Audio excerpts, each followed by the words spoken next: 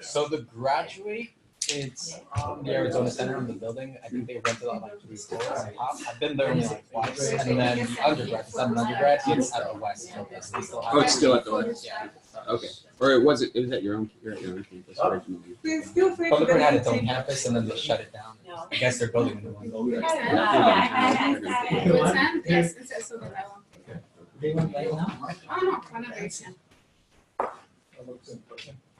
You guys nervous? I'm also to ask questions. You already know. No questions. I don't have announcement. Oh. No questions. I'm a journalist. You can't stop me from asking questions. Rula, I'm saving my hardest questions for you. And I have my toughest answers for you. Are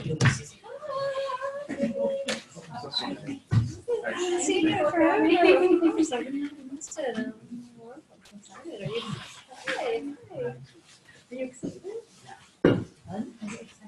Damn. This one's just okay. No. Is this seat taken? Nope. Okay. I know.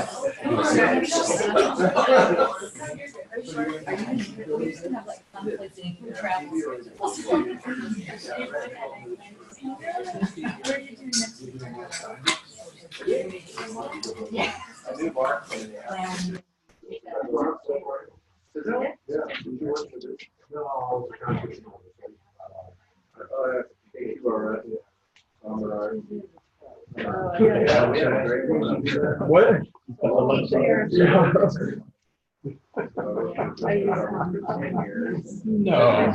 No, I just stopped by to see the presentation. I'm with Thunderbird, so a whole different. It's any business. Good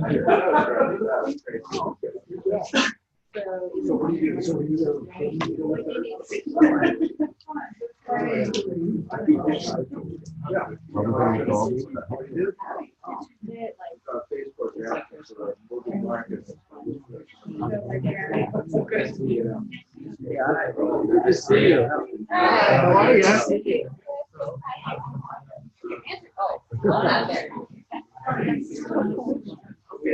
No, with his head. That's a joke. He's a big comment.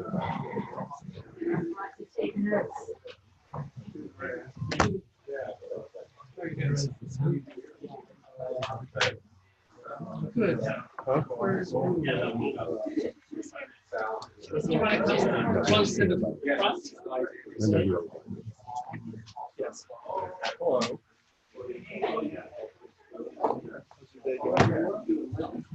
Yeah.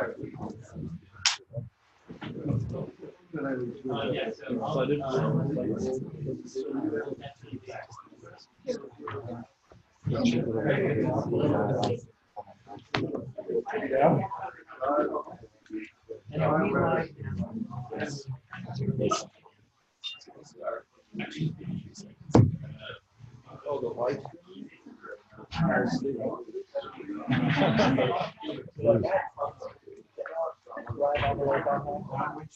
Thank you all for coming. We'll start in about 1 minute as we get some of our mediation figured out. There's wonderful cookies because we promised good conversation and good cookies. That's right. So if you haven't had an opportunity to grab a cookie, sugar's always good at noon. Sugar's good any time of the day.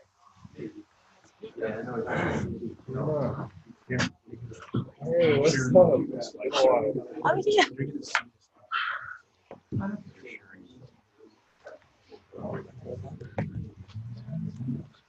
Hi, how are you doing? Nope. Saved it just for you. How you doing? Pretty good. How are you? Good. I need to make some progress for the assignments this week. There's a lot coming in that I haven't done enough yet. But Were you able to sign in for the program? yeah, I haven't had any issues so far. Everything's moved very smooth. I don't think any date last.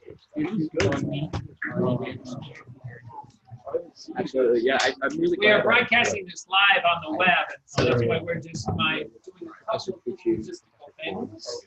All right. So if you can find your seats, thank you those of you who are joining us literally across the world, and those who are here in the Cronkite building. My name is Bill Silcock. I'm the Assistant Dean for Global Programs and Research here at the Walter Cronkite School of Journalism and Mass Communications. It's a delight to welcome a wonderful large crowd to our first Cronkite Global Conversation of this year.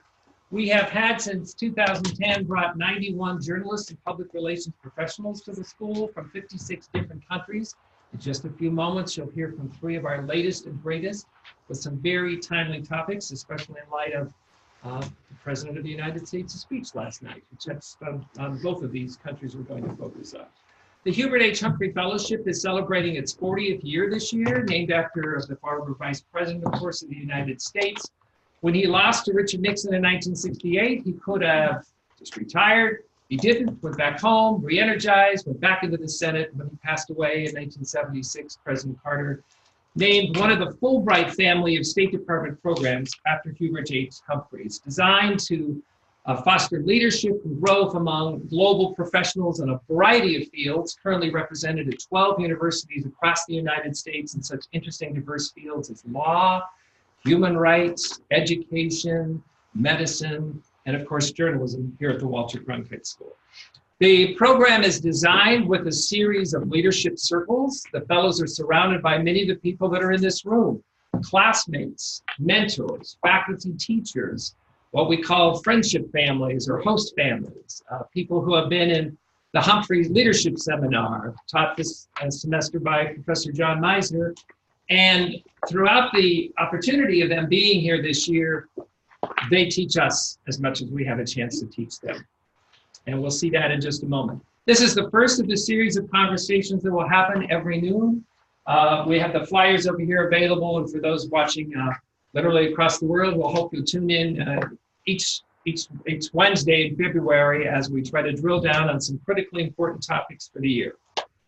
This opening inaugural topic focuses on 2 very distinct, but yet, as you hear their presentations, in your mind, you can draw some parallels. One is a part of the world of South Asia that we at the Cronkite School are particularly interested in.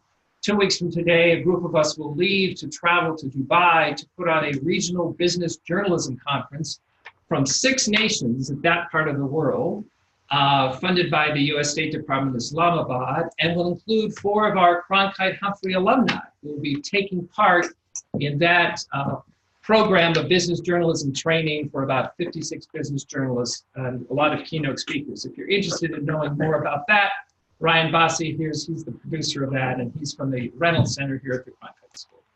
Up first today, we're going to hear about the influence with impacts China in the Middle East. And that's our colleagues from Nepal and from Pakistan. And then we'll have 5 minutes of questions after they're done. I'm a broadcaster at heart, so we'll time this out. And then we will move on to Rula's presentation from Lebanon, but it's much broader than that, as you can see in her topic. So without further ado, welcome, and let me turn the time over to, it looks like Benazir is coming up first with Phanindra together. And I just need to know, Almas, who's the wonderful Wizard of Oz behind the scenes, come through the slides. Thank you all for coming.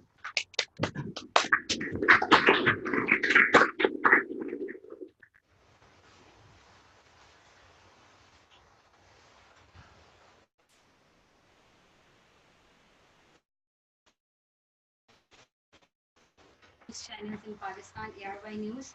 Today I'm talking about China's influence and a growing footprint in South Asia. What is China's Belt and Road Initiative?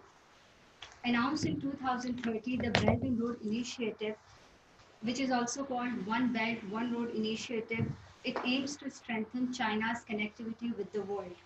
At present, the plan extends to 80 countries around the world, and it has an investment of around more than 8 trillion in the networks of transportation, energy, telecommunication, infrastructure, etc. And it aims to link 3 big continents, Africa, Asia, and Europe. It has now also been extended to Arctic and South America.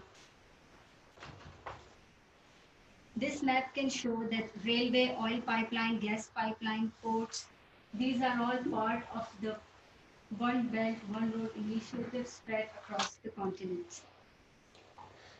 China also hosted Belt and Road Forum in 2017, which you can see all these countries who participated, red being the head of the states, Pakistan, Greece, and Russia. Those three main countries, their head of states, presidents, and prime ministers attended this conference, and they are set to arrange another conference in 2019. It is claimed that the motive behind this project is the death trap diplomacy, and they give huge loan to countries that they are investing in as a form of road and belt initiative, and then the countries won't be able to pay back. And what happened to these countries, my colleague Phanindra will speak more about it. Thank you, Benazir. Hi, I'm Phanindra Dahal. I'm a journalist with BBC. I work in Kathmandu. So, no doubt, Belt and Road Initiative is a grand project. Many are looking at it as the project of the century because China is targeting the year 2049. It marks 100 years of communist revolution in the world in China. So China is trying to project itself as the #1 country by that time. But all is not going well with this ambitious project. You can see the headlines. They talk about debt trap, corruption, because many of these projects are implemented in developing or poor countries. Their governments are not efficient, and there are even reports that some of the politicians are pocketing those Chinese investment that come in form of loan. So there was a study that was conducted by a Washington DC based think tank last year. It basically examined 68 countries, and of them, nearly 1 in 3 countries had the possibility of debt stress, and 8 countries were identified as potential high risk, including Pakistan and Maldives in the South Asian region. This is the port in Sri Lanka. This port was built with the Chinese investment of $1.2 billion. The port opened in 2010, but it could not attract more commercial kind of ships and failed to make any money. So Sri Lanka could not pay back the loan, and it was forced to lease this for 99 years to Beijing. And as an advantage, Beijing got the important access to Indian Ocean, and there are many concerns of like security concerns of other countries, including India, because China is trying to encircle them in the region. The latest story is a story about the fallout of Chinese investment comes from Malaysia. Basically, the previous government in Malaysia tried to take Chinese loans for building a $20 billion worth of railway line and also few gas pipelines, but there were change in last elections. The regime changed, and Mahathir Mohamad, the current prime minister, felt that this was not anymore beneficial to China because it was Chinese loan. The workers who were coming to build the railway lines were Chinese. All the resources was coming from China, and the cost was also very exaggerated. So they said, we will cancel this project. Basically, in fact, he announced that the project will be canceled. But we know like China is the rising power, and they are still holding Malaysia on the table, and both are talking. And in fact, last week there was a report that stated that the project is still on the cards, and both sides are trying to renegotiate the terms of reference. So now I'll invite my friend Benazir to share experiences of Belt and Road in Pakistan. China's Belt and Road Plan in Pakistan, which is called China-Pakistan Economic Corridor, is one of the most active and talked about project in Pakistan. Although the figures of the project are not given out to media and public, so a lot of people have a lot of doubts about the project too. But it has surely put Pakistan on a road of prosperity.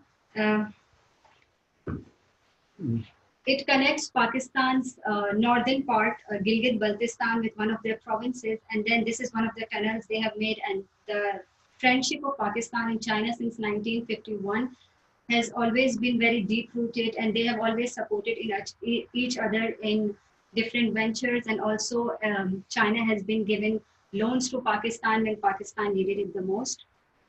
And today, this close economic cooperation in the most recent development is CPEC.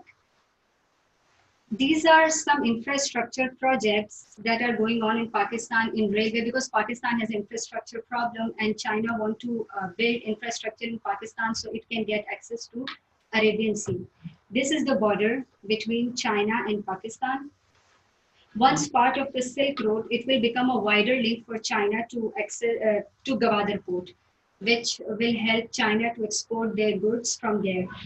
Now, this road is built with the help of Chinese government, and they offload their goods there, which further go to, from Gwadar port, it goes to Middle East and West Asia and other countries.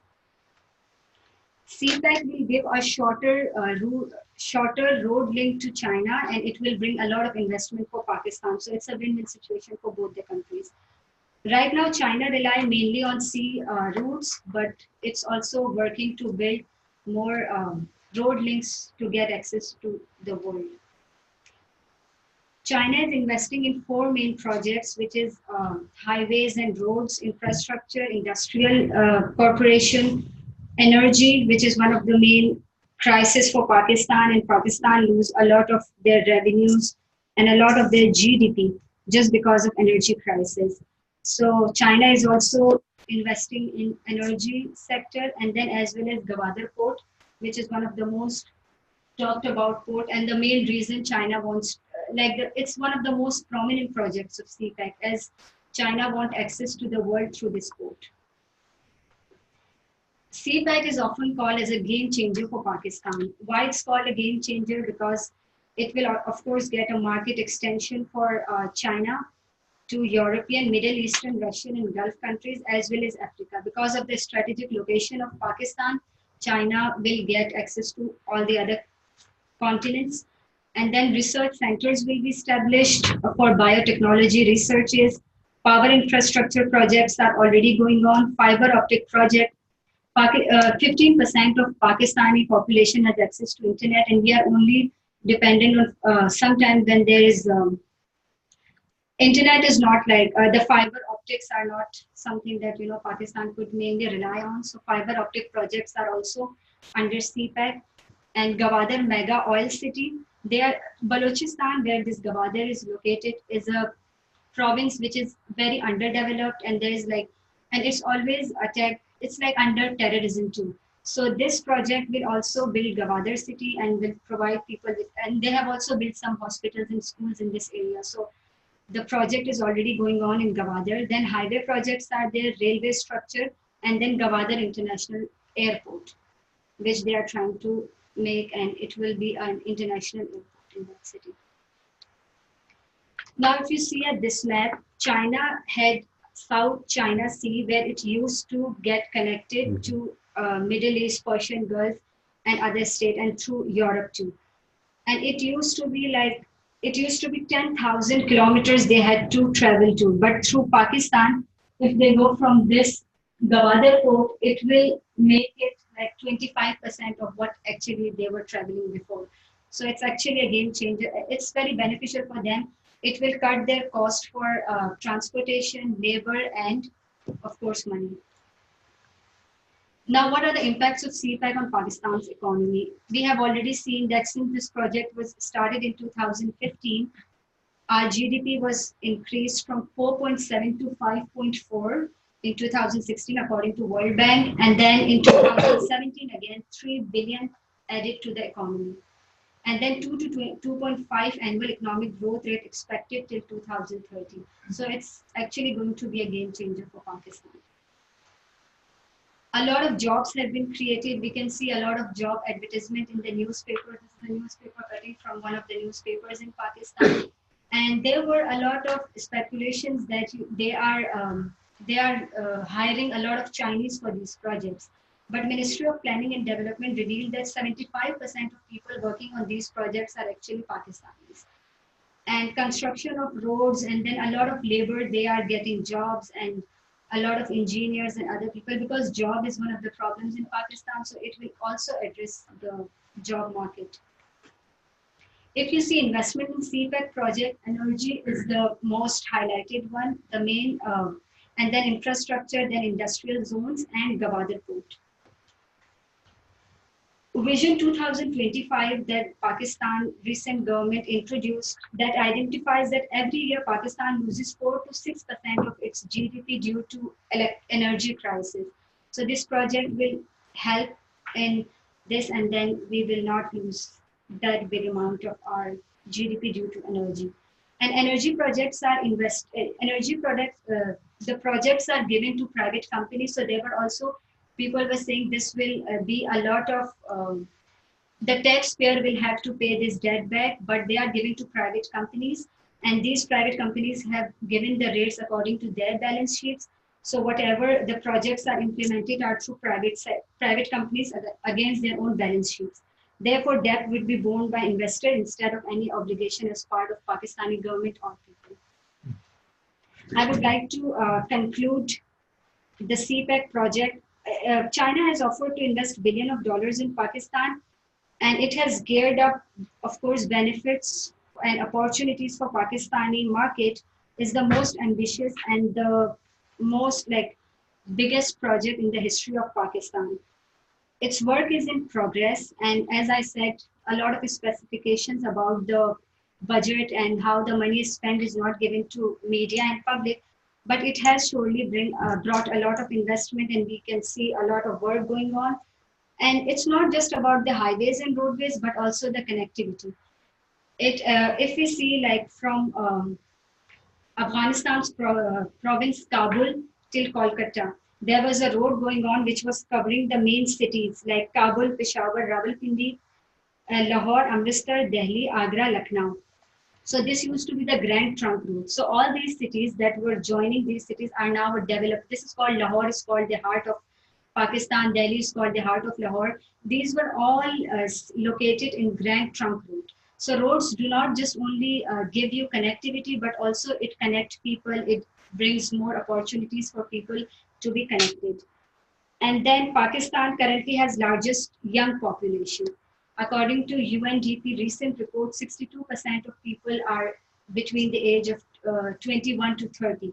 And then a lot of people with no jobs, no educational opportunities, then they go towards terrorism, illegal activities, or drugs. So this project might bring a lot of job opportunities for people. China has also built schools, hospitals, and vocational training centers. And as we talked about the research centers in the collaboration, a lot of Pakistani students are now studying in China. And in Pakistan, a lot of centers have been set up to learn Chinese language. So which can show that how serious both the governments are about the project.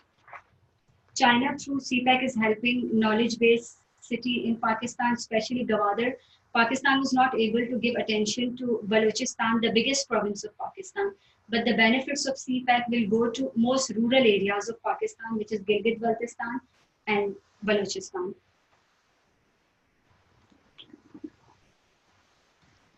Now my friend will talk about China's influence in Nepal.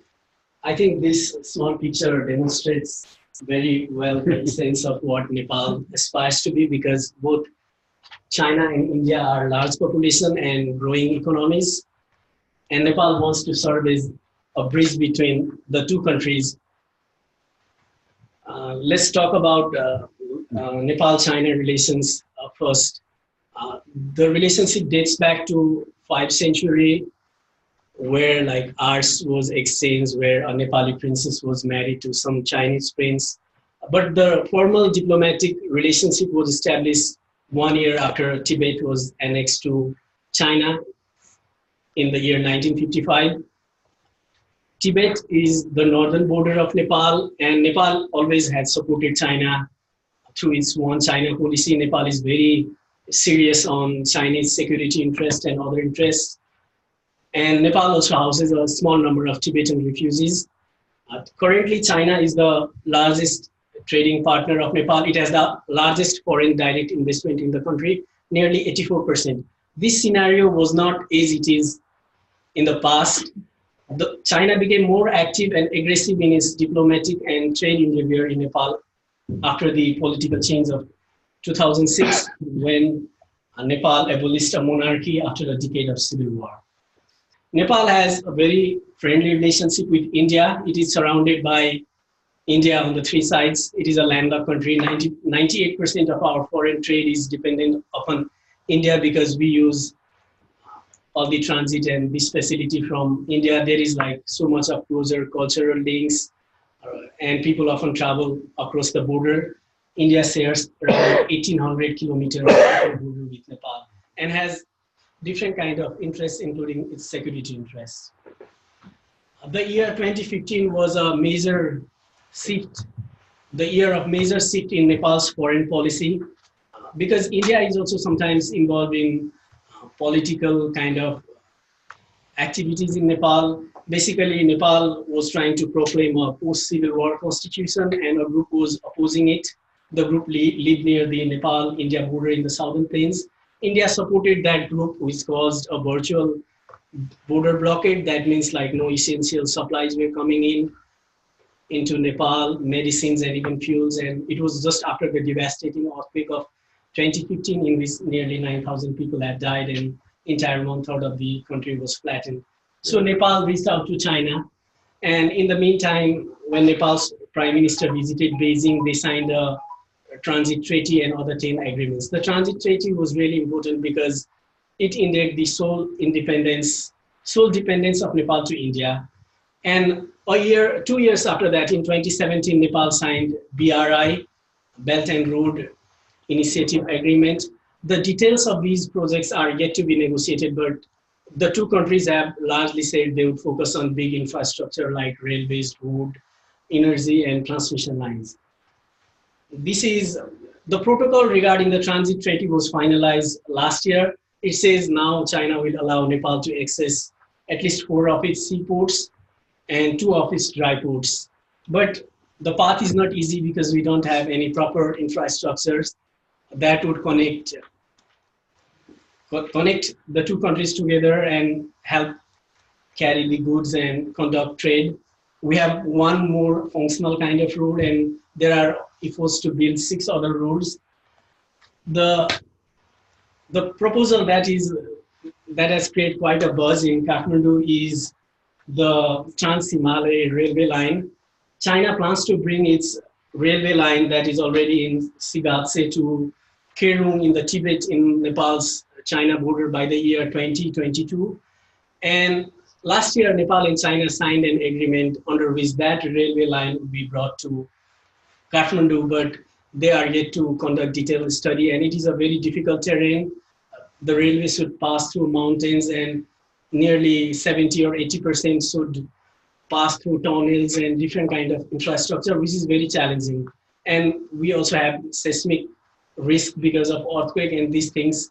So while technical experts are working out on the proposal, there are already talks to bring this railway line also to another tourist city called Pokhara and Lumini, which was the birthplace of Buddha, and it is right close to the Indian border. So the cost of the project is said to be $2.5 billion, still Kathmandu, but details are yet to be worked out.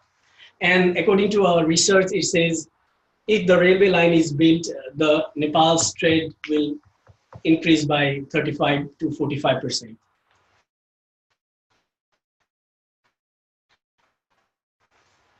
Let's talk about future discussions on infrastructure, railways, roads, hydropower. This is one of the hydropower construction site that has been handed to a Chinese company by the current government.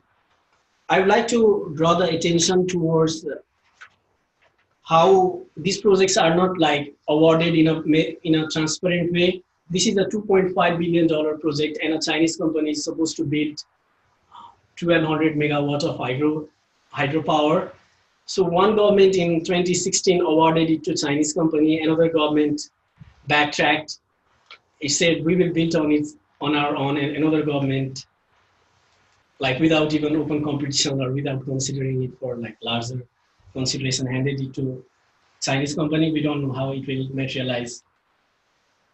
And there are also like poor planning and execution. This is a roadway that has been recently completed with the Chinese support. As you can see in the picture, there are no traffic signals and there are human settlements on both sides. This is a $40 million project. So there has not been focus to address these kind of shortcomings when the projects are negotiated. And I think this is the area the two countries should work. Also, another concern is like, this is the site of an airport upgradation project in Western Nepal. These are Chinese workers. So it is a ADB funded project contracted to a Chinese developer, then Chinese developer subcontracted to one of the son of Nepal's former prime minister, and there were no paperwork. The project is seriously delayed, already delayed by 2 years, and we are expecting it to complete by December 2019, but I'm not sure whether it will materialize in time. And we should also look into the regional dynamics when we look into Chinese influence in Nepal. Basically, as we know, like India's traditional dominance has been challenged, and I'm sure like they don't feel so much comfortable over how things are shaping. But India has also tried to review its relationship with Nepal, and expert group from both countries are working on it. India has also reached out to Nepal constantly over recent months and promised to build railways and other infrastructure that would connect its cities to Kathmandu. There is also concern of the United States, because United States was the second country which established its diplomatic relationship with Nepal. The US has now given like $500 million a grant for major connectivity project that is related to hydropower, and they want Nepal, they have advised Nepal to be part of Indo-Pacific Strategy. The strategy is basically a strategy that aims to counterbalance China's influence in the region. India, Australia, Japan, which are major development partners of Nepal, are the part of the plan. So the current state in Kathmandu is the state of fix, because everyone is promising different things and our leaders are discussing. And I think our foreign policy is having a testing time, and we will see how this unfolds over the year and what impact will it have. Thank you. And we would also like to conclude it in a way that China's plan must be analyzed by countries in their own terms, because the deals made to one country are of course different to other countries, and they see their ability to pay and the motives of their politicians and everything. So if CPAC is a project, India should not be seeing that this would be the same deal for them. So all the countries should analyze them, because this project is still, the one belt and one road, it still has a long way to prove itself, because nothing, like it's still in the implementation process. So every country, whoever signs up or opt for this project, should analyze it in their own terms and in their own ways. Benazir and Phanindra, thank you for a wonderful presentation. I'm going to hit the magic timer button. We've got 5 minutes to drill down on questions, and then Rula will come up. So please fire away with questions for our two experts. I have one. So you were talking about how one of the concerns with this program is that debt traps are a thing. Do either of you have that worry about your countries? And I know that a lack of transparency could kind of lead to those. So. I can talk about Pakistan.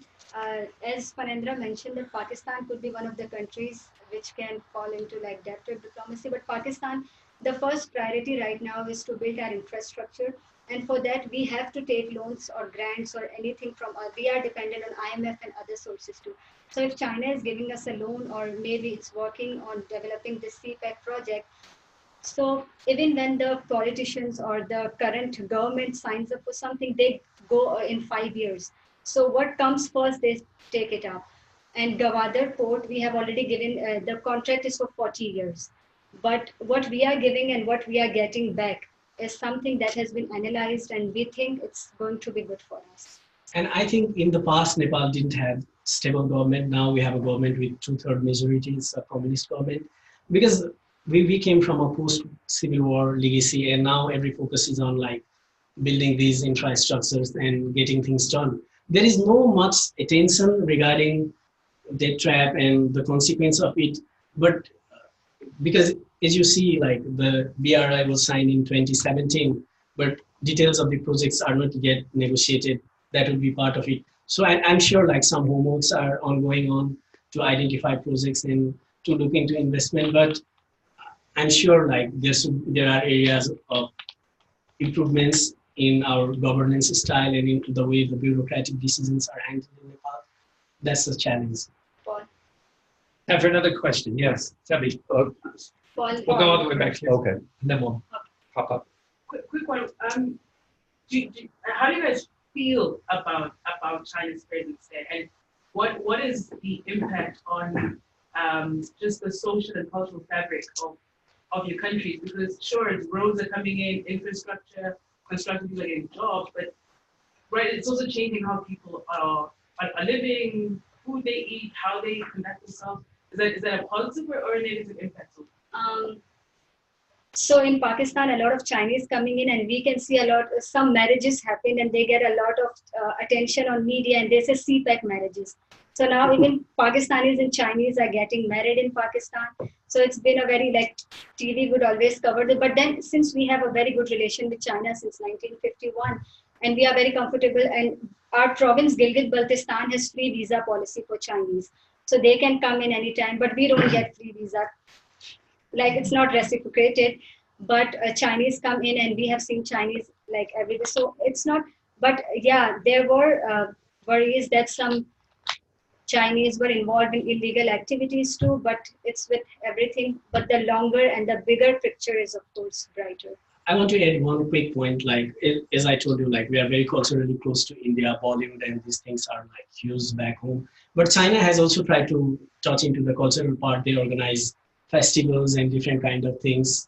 But main thing was like people always felt like they were so much dependent upon India and they need to diversify. And our previous experiences also show that, because Nepal faced 3 blockades in terms of like different kind of political context, and people had a hard life.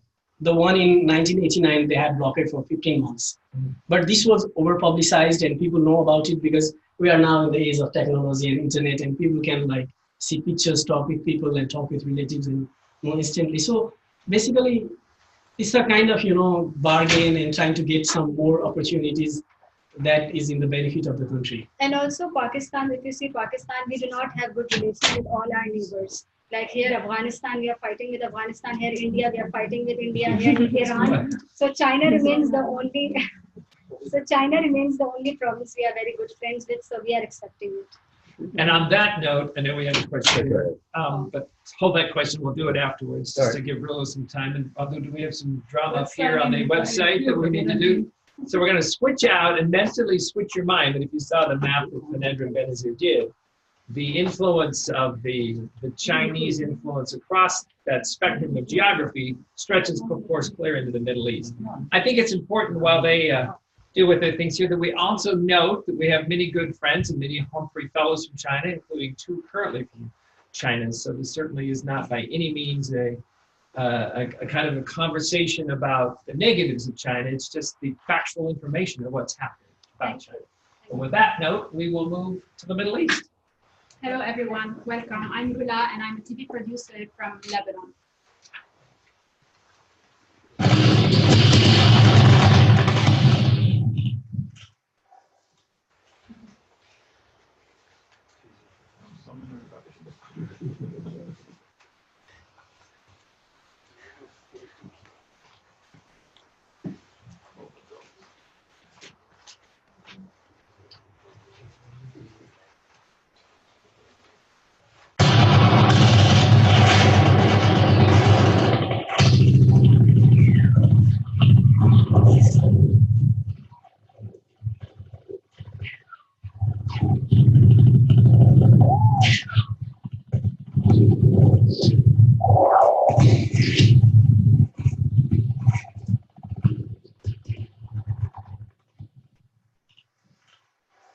Don't worry, there's nothing here.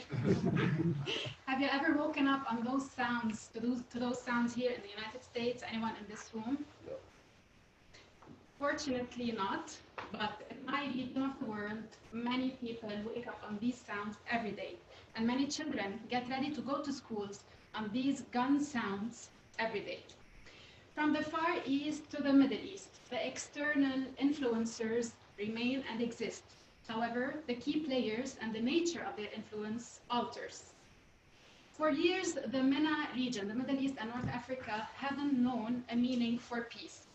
To provide opportunities to counter their influence and probably inoculate younger, vulnerable populations against terrorist recruitment, I will provide today a clear picture on how these terrorist organizations work, when and where they target their recruits. How do they do that? And how do they disseminate their messages and propaganda through media? My focus throughout my presentation will be on the latest model of terror organizations, and which is one of the most sophisticated, which is the Islamic State in Iraq and Syria, ISIS. First of all, we'll have a look at how ISIS, they have this strategic and this very tough way in talent spotting and in recruiting their potential fighters. Potential fighters, as we see here in this photo, this is a previous Aussie pediatrician who has left his career in Australia and moved to Syria to join ISIS and work with them. My name is Abu Yusuf. I'm one of the medical team here in Raqqa. I, alhamdulillah, made hijrah from Australia to the Islamic State to come and live under the Khilafah. I saw this as part of my jihad to Islam to help the Muslim Ummah in the area that I could, which is the medical field.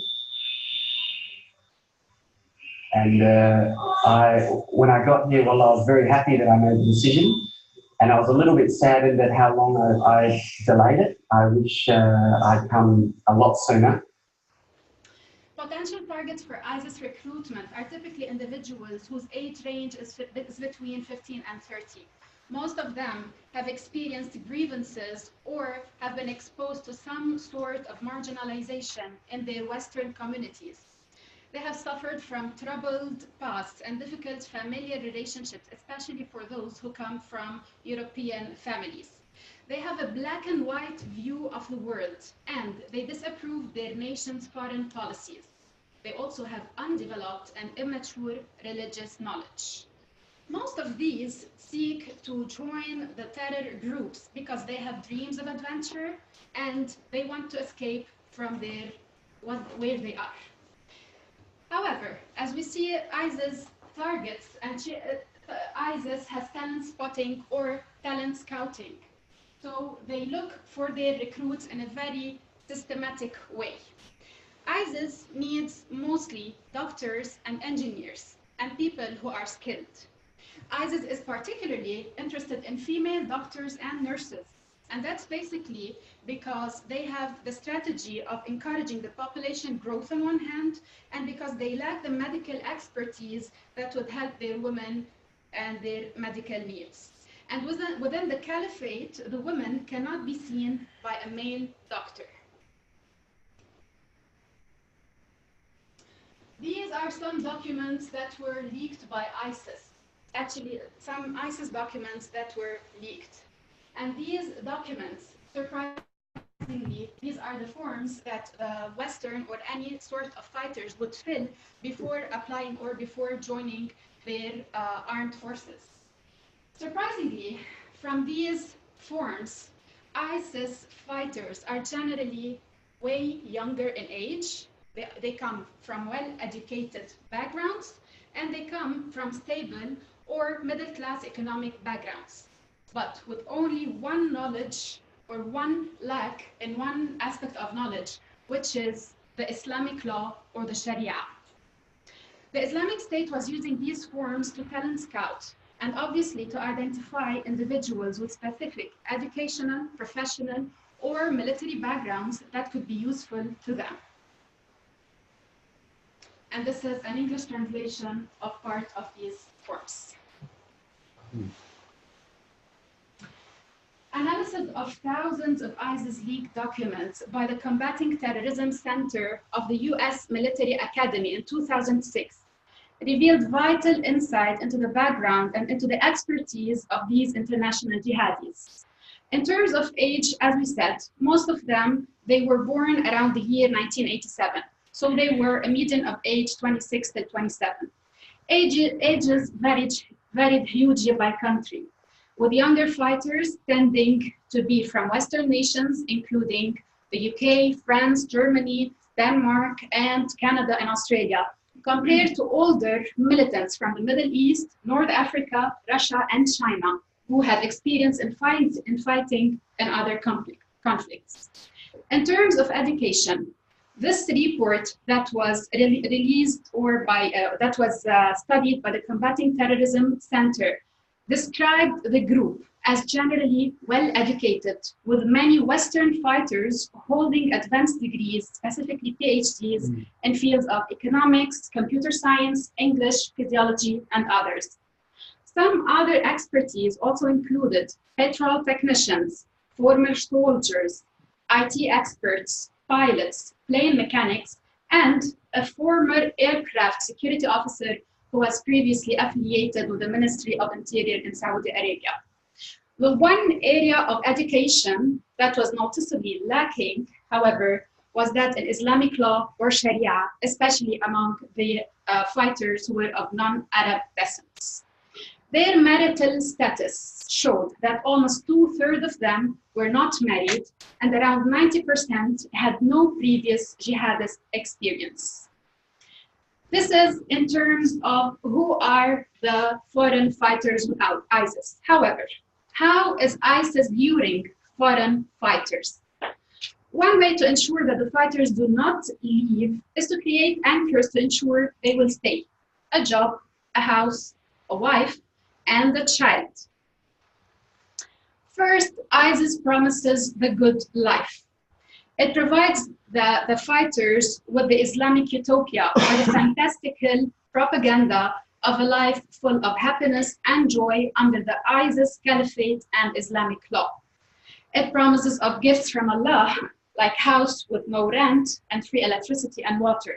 And even to the younger Western girls who are targeted, they also promise them that they can find some shampoos, soaps, and other female necessities so that they don't have to worry that they are going to live a cave woman life. These provide the deluded young people with an adventurous trip to escape the frustrations of the West.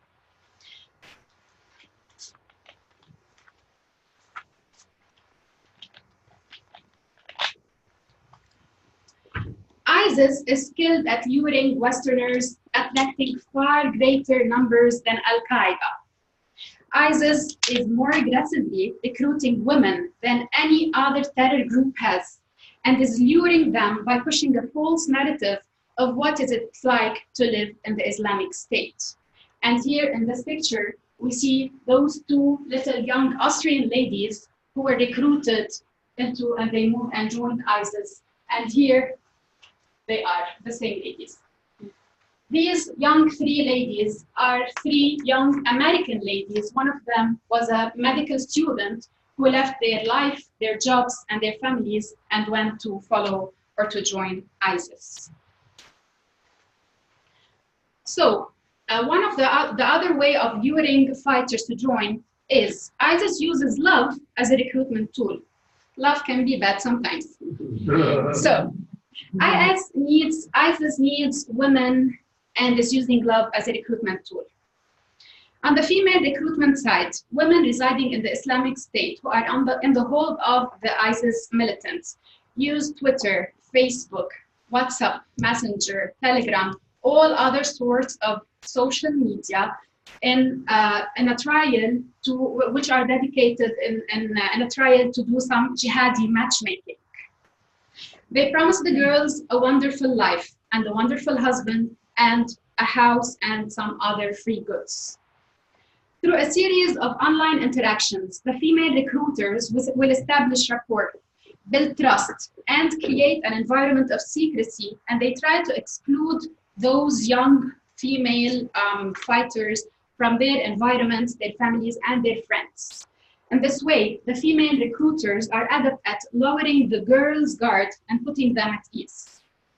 This also gave rise to the term jihadis. Jihadis, it means the attractive jihadists who are used to lure Western girls to extremism. One of them is Jihadi John. So all of us, we heard of Jihadi John, the British jihadi guy who went to ISIS, and he was basically in all of the videos, especially in the one where he was beheading the American journalist James Foley. Once the girls are persuaded that a fighter is in love with them, they in turn can be used to recruit more girls and younger women. Number 3, ISIS uses marriage as a trap. The term jihadi bride is particularly on rise. This also offers an attractive marriage deal to male fighters. They have a salary, they have a wife, and perhaps more than one. ISIS pays its militants a stipend for every child they have in the Islamic State. And in most Arab countries, as you know, males or men do not have access to women or to premarital affairs before marriage. And even the cost of marriage are really getting high. So ISIS has emerged this as a perfect solution for those who are seeking marriage. The group will also rank women, considering the foreign women and converts to be especially valuable. Number 4, ISIS exerts a cult-like control, political cult that uses religion and the perversion of Islam as a shield. Now we move from, we saw who they target, how they target them. Now ISIS is also using a systematic system, which is its media strategies. ISIS runs one of the most powerful and sophisticated propaganda machine on social media, targeting particularly the females or the young women and spreading false narrative about what life is like in the Islamic State. In terms of video production, we see the propaganda videos resemble the trailers for Hollywood action movies. Militants have repeatedly promoted videos using high-level production techniques to celebrate their brutality. And they also use social media to secure a widespread following. I think most of you have seen this video, which like ISIS was bragging about.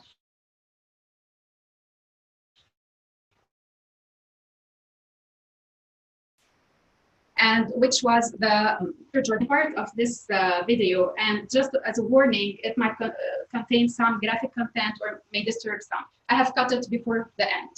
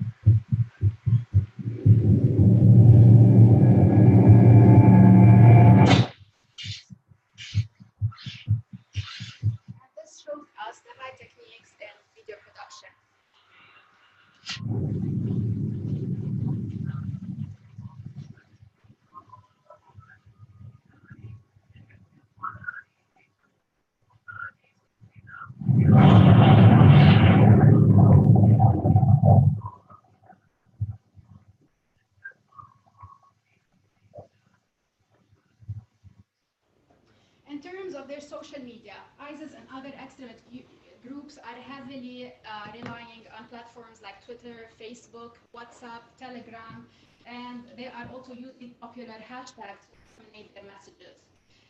ISIS has one of the most sophisticated propaganda machine of any terrorist organization, more than 90,000 tweets per day as per US State Department spokesperson. While the process is still working, they are more focusing, or they have been more focusing toward the end of their days on shifting to end-to-end encryption apps like WhatsApp, Telegram. And also, they rely on practicing another new term, which is the jihadi cool. Jihadi cool, it targets the millennials. In this way, they talk to them through WhatsApp or other end-to-end encryption applications, and they suggest that one is never too young to be a warrior for God. And they tap into their conventional teenage concerns, such as teen pressure and trying to impress others. For females, they focus on women empowerment and on the idea that they can also fight. Their efforts are diffuse but efficient recruiting network. They have Westerners who are already, the fighters who are already in the hands of ISIS, serve as middlemen or middle women between young men and women from the West and ISIS, and they communicate directly with the new recruits via social media. The online recruits help provide how-to guides for Westerners who are planning to travel to Syria or Iraq and to join ISIS. Inside terrorists' minds, these terrorists would either try to get their ideas through by terrorizing or by any other means. By terrorizing, we see that they rely in psychology on killing in brutal and barbaric ways. Even their names, the names that they choose for themselves, they are scary. The music that they use, the effects, the choice of words. And when terror doesn't work with them, they would be cleverly elaborating means like building trust relationships with their online recruits, giving them the impression that they are just like them, normal people, giving them much time through one-on-one conversations and chats, and speaking their language, English and French, and trying to isolate them from their environment. ISIS cleverly adjusts its recruitment tactics to the kind of person it's going to. So if they are looking to recruit doctors or engineers, they will reach out to those smart and educated crowd and show them a sense of empathy, or they will play on their sense of guilt, and they will tell them that jihad is a humanitarian cause. At the end of this presentation, I would like to fight, but I would like to myself and all of us to fight for peace. Thank you.